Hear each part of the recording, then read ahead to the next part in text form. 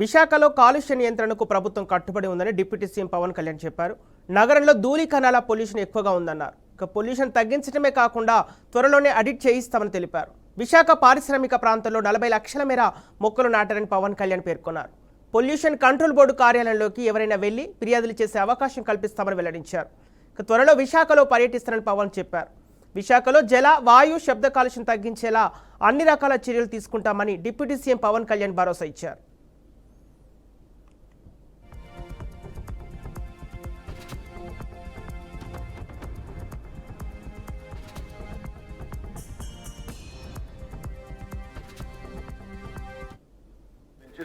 ఎవరైనా సరే ఇక్కడ కాలుష్యం ఉంది అని చెప్పి పొల్యూషన్ కంట్రోల్ బోర్డు స్థానిక ఆఫీసులకు వెళ్ళడానికి అంత ఈజీగా లేదు, అంత ఇబ్బందిగా ఉందన్నారు. ఖచ్చితంగా అది మా దృష్టిలో ఉంది అధ్యక్ష.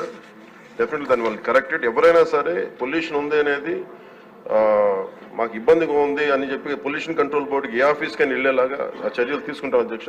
ఇది ఆల్రెడీ ఇనిషియేట్ చేసాం. ఇది కొంత ఇనిషియేషన్ కూడా జరిగింది అధ్యక్ష. అది అలాగే జల కాలుష్యం, వాయు కాలుష్యంతో పాటు జల కాలుష్యం, భూ కాలుష్యం ఇవన్నీ కూడా పరిగణలోకి తీసుకుని పనిచేస్తున్నాం అధ్యక్ష.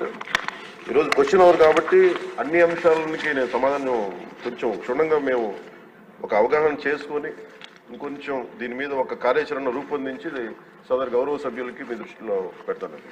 నేను ప్రత్యేకించి దీని భౌతిక పర్యవేక్షణతో పాటు అన్ని చేస్తాను ఖచ్చితంగా. ఎందుకంటే మన తీర ప్రాంతాలని, ముఖ్యంగా మన విశాఖ నగరాన్ని కాలుష్యం నుంచి కాపాడాలని నిరంతరం తపన పడే వ్యక్తులు నేను ఒకరిని. ఇది ఖచ్చితంగా ముందుకు తీసుకెళ్తాం అధ్యక్ష. ప్రజలకు క్షేమకరంగా ఉండేలాగా ఇది వాయు కాలుష్యం నుంచి, జల కాలుష్యం నుంచి ప్రజలు రక్షించేలాగా చర్యలు తీసుకుంటాం అధ్యక్ష.